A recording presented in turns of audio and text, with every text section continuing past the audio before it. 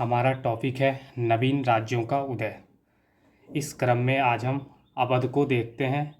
अवध के संस्थापक थे सआदत खान। अवध के संस्थापक थे सआदत खान। अवध के राजा को नवाब कहा जाता है। अवध जो है मुग़ल बादशाह रंगीला के समय में अलग हुआ था। इसको रंगीला इसलिए कहा जाता है क्योंकि यह आर्केस्ट्रा देखने का बहुत ही ज़्यादा शौकीन था। तो ये आर्केस्ट्रा देखने में बिजी था और इसका जो राज्य था वह छोटे छोटे टुकड़ों में टूट रहा था। उसी क्रम में अवध भी टूटा था।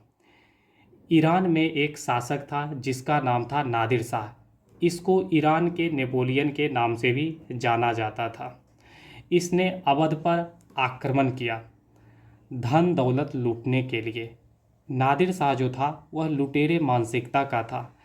जब इसने अवध को लूटने के लिए आया तो सआदत खान ने कहा कि हमारे पास धन दौलत नहीं है, हम धन दौलत से कंगाल हैं, यहाँ पे तुमको कुछ नहीं मिलेगा।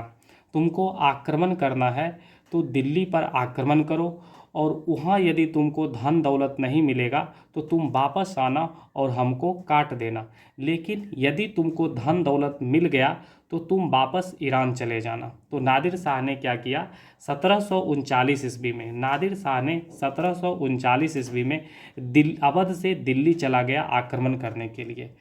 दिल्ली जब पहुंचा तो रंगीला उस टाइम भी आर्केस्ट्रा देख रहा था। तो दिल्ली को लूट लिया। दिल्ली पहुंचकर दिल्ली को लूट लिया। रंगीला जो था वह मयूर सिंहासन पर बैठकर आर्केस्ट्रा देख रहा था, जिसको बनवाया था शाहजहां ने। ये जो सिंहासन था यह हीरा का बना हुआ था और इसी में कोहिनूर हीरा भी लगा हुआ था। तो ईरान भी जो है कोहिनूर हीरा पर अपना दावा पेश करता है। तो रंगीला को यहाँ पर पीटा और इसके धन दौलत को लूट लिया। लगभग जो धन था वह 700 मिलियन के आसपास, 700 मिलियन रुपया के आसपास धन दौलत था। इसने लूटा और इसने जब धन दौलत को अपने घोड़े पर लादा तो इतना अधिक मात्रा में धन दौलत इसने लूटा कि घोड़ा का नारा उखड़ गया। कहने का सेंस है कि उसका पेट खराब हो गया। तो भाई धन दौलत कोई कैसे फेंक भी सकता है। तो इसने कहा कि हमको सआदत खान इसके बारे में बताया है, हम क्या करते हैं कुछ धन दौलत सआदत खान को दे आते हैं। तो ये वापस जो है नादिर शाह वापस अवध की ओर आ रहा था। तो सआदत खान को इसकी सूचना लगा कि वह वापस आ रहा है और सआदत खान को लगा कि जब उसको वहाँ पे धन दौलत मिल ही गया है तो वह वापस क्यों आ रहा है। तो सआदत खान डर के मारे सुसाइड कर लिया, आत्महत्या कर लिया। नादिर शाह जब अवध पहुंचा तो सआदत खान की पत्नी यहाँ पर बुरा भला बोला और नादिर शाह ने अवध को धन दिया और वापस ईरान चला गया। नादिर शाह के सेनापति था अहमद शाह अब्दाली, जो नादिर शाह के साथ भारत आया था और उसने देखा कि भारतीयों को मारना बहुत ही आसान है। इसको मारो तो वो देखता है, उसको मारो वो देखता है और फिर कहता है कि हम भारत के लोग हैं। तो अहमद शाह अब्दाली देख चुका था भारत के एकता को और कहा कि यहाँ पर तो कोई एकता ही नहीं है और उसने देखा कि भारत के पास धन दौलत अथाह है। तो हम जो है एक बार भारत पर आक्रमण जरूर करेंगे। तो अहमद शाह अब्दाली ये मन में बैठा लिया था कि हमको भारत पर कभी ना कभी किसी न किसी बहाने से आक्रमण करना है।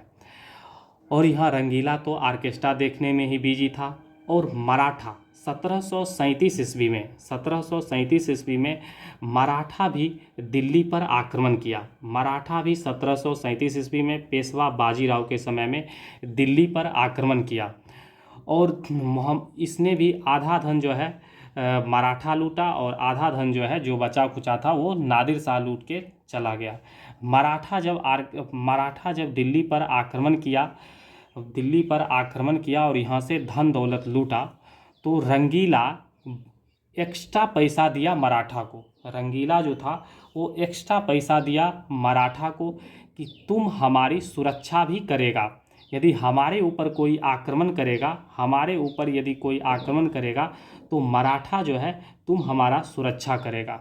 तो मराठा को ये एक तो इसका धन दौलत लूटा और ऊपर से भी एक्स्ट्रा पैसा दिया कि तुम हमारी सुरक्षा करेगा यदि कोई हमारे ऊपर आक्रमण करेगा। लेकिन जब नादिर शाह 1739 में दिल्ली पर आक्रमण करता है तो मराठा जाता ही नहीं है।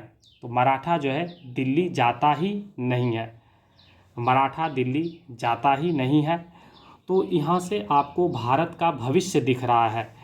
नीचे से एक शक्ति उभर रही है मराठा और ऊपर से एक शक्ति उभर रहा है अहमद शाह अब्दाली। ऊपर से एक शक्ति उभर रहा है अहमद शाह अब्दाली।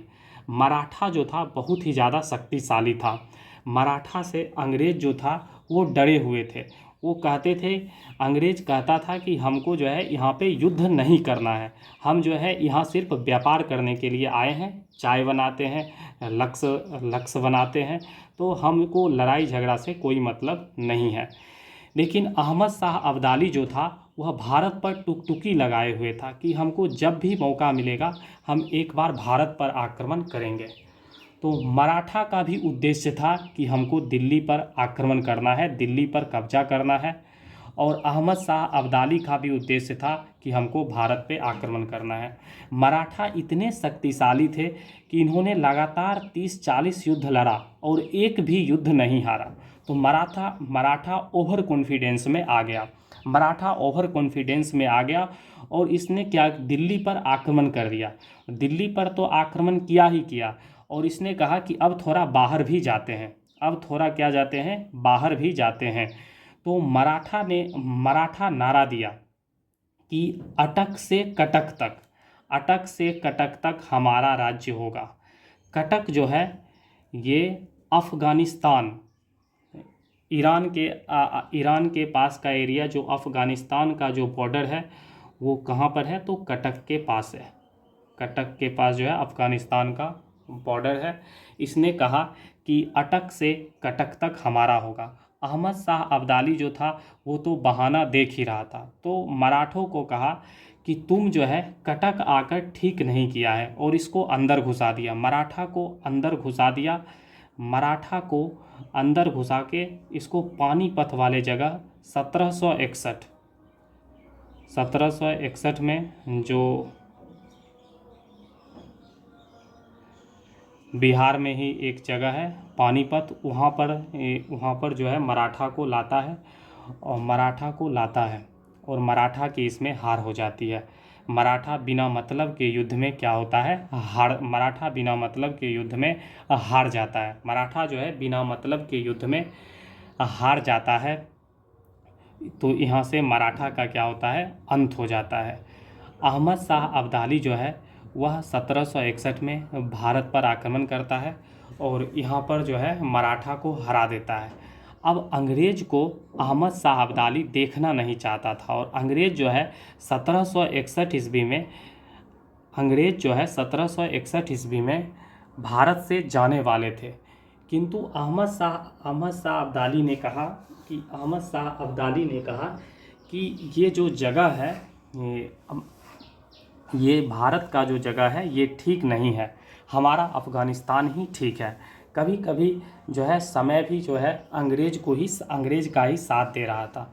अहमद शाह अब्दाली ने कहा कि हमको भारत जो है ठीक नहीं लग रहा है, हमारा अपना क्षेत्र जो अफ़गानिस्तान है वही ठीक है, हम वहीं पर क्या करेंगे, राजा बन के रहेंगे, वहीं पर राजा बन के रहेंगे। तो अब अंग्रेज कहा कि अब भारत में है कौन, अवध सादत खान डरे सुसाइड कर लिया, मराठा बिना मतलब के युद्ध में हार गया, तो अब भारत में है कौन। तो यहाँ से क्या किया, जो अवध का जो अगला शासक होता है सादत खान की मृत्यु के बाद सफदर जंग और शुजाउद्दौला, ये सादत खान के पुत्र थे। इन दोनों के बीच में उत्तराधिकार को लेकर युद्ध होता है और शुजाउद्दौला जो है ये जीत जाते हैं। शुजाउद्दौला जो है जीत जाता है और ये चुपचाप जो होता है शासन संभालने लगता है। शुजाउद्दौला जो है ये आगे 1764 में जब बक्सर का युद्ध होता है तो उसमें शुजाउद्दौला की क्या होती है, हार हो जाती है। बक्सर का युद्ध हम तब बताएंगे जब हम बंगाल को पढ़ेंगे।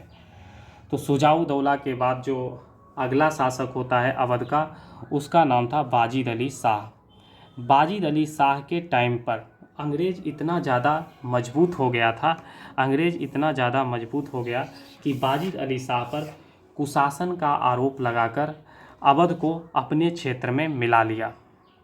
अंग्रेज़ जो है किसी पर डायरेक्ट आक्रमण नहीं करता था, किसी को डायरेक्ट कब्जा नहीं करता था, वह उसके कमज़ोर होने का इंतज़ार करता था, और जैसे ही कोई राज्य कमज़ोर होता था तो उस पर किसी भी तरह का बहाना बनाकर उसको अपने में मिला लेता था। वाजिद अली शाह की पत्नी थी बेगम हजरत महल। वाजिद अली शाह को कुशासन का आरोप लगाकर अवध पर कब्जा कर लेता है। वाजिद अली शाह की जेल में ही क्या होती है, मृत्यु हो जाती है। इसकी पत्नी थी बेगम हजरत महल।